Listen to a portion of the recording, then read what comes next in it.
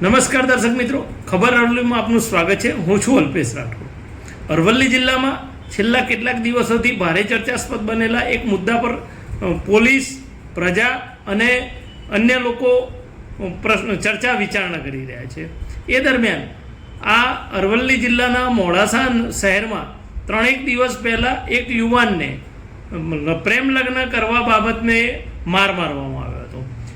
પ્રશ્ન એ હતો, પ્રેમ લગ્ન કરવું એ ગુનો નથી, પરંતુ એ થયું કે આ બંને જણા ઇતર કોમ હતી. ઇતર કોમ એટલે કે લઘુમતી કોમની છોકરી હતી અને હિન્દુ કોમનો યુવાન હતો.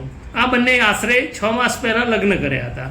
લગ્ન કરીને છેલ્લા કેટલાક દિવસોથી એમના પોતાના ઘરે રહેતા હોવાથી અને આ લોકોને બંનેને વિદેશ જવાની ઘેલછા હોવાથી તેઓએ કોલેજ રોડ પર આવેલા એક વિઝા કન્સલ્ટન્સીનો સંપર્ક કર્યો હતો.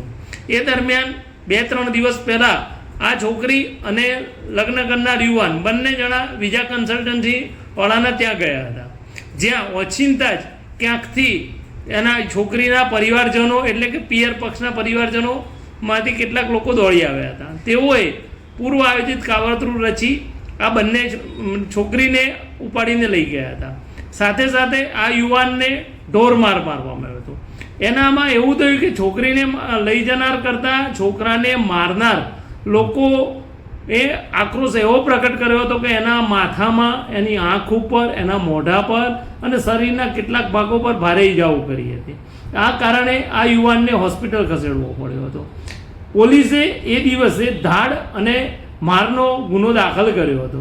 પોલીસ દ્વારા તાત્કાલિક પગલાં લઈ જિલ્લા પોલીસ વડા મનોહરસિંહ જાડેજાના માર્ગદર્શન નીચે તાબડતોબ કાર્યવાહી કરી હતી અને આરોપીઓ પૈકી કેટલાકને ઝડપી લેવામાં આવ્યા હતા. પોલીસે ઝડપેલા આરોપીઓ પૈકી કેટલાકને સાથે રાખીને ઘટના સ્થળનું રિકન્સ્ટ્રક્શન કર્યું હતું. રિકન્સ્ટ્રક્શન વખતે પણ પોલીસે ચાંપતો બંદોબસ્ત ગોઠવ્યો હતો. આ પકડાયેલા યુવાનો પૈકીએ ઘટના સ્થળે કેવી રીતે ઘટના બની, કેવી રીતે આ માર મારવામાં આવ્યો આ યુવાનને, એનું વિસ્તરણ ચર્ચા કરી હતી. એટલે કે એવું કહી શકાય કે પોલીસે પ્રથમ તબક્કે જ ગંભીર ગુનાના આરોપીઓને ઝડપી લઈ અને પોલીસ અને પ્રજાનો જે વિશ્વાસ છે એ સંપાદન કર્યું છે.